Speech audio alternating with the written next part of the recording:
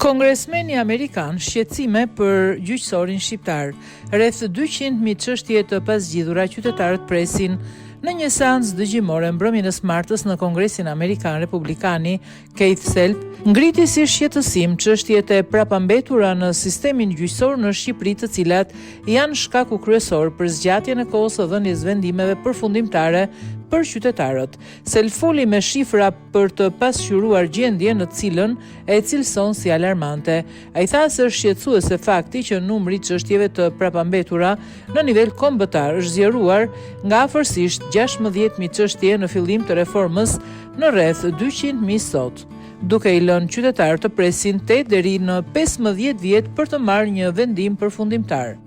Megjithatë, pas 10 vitesh zbatimi është e përshtatshme të rishqyrtohet nëse reforma në drejtësi po funksionon siç ishte menduar dhe nëse po ofron drejtësi të pamshme për popullin shqiptar. Duhet jetë shqetësuese për të gjithë fakti që numri i çështjeve të prapambetura në nivel kombëtar është zgjeruar nga afërsisht 16.000 çështje në fillim të reformës në rreth 200.000 sot, duke i lënë qytetarët presin në 8 deri 15 vjet për të marrë një vendim përfundimtar.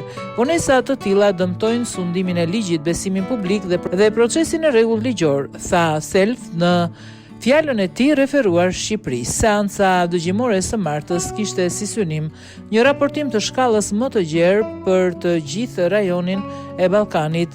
Ai foli për pikat e brishta për secilin shtet, të cilin e quajti si rajonin me më pak stabilitet në Europë.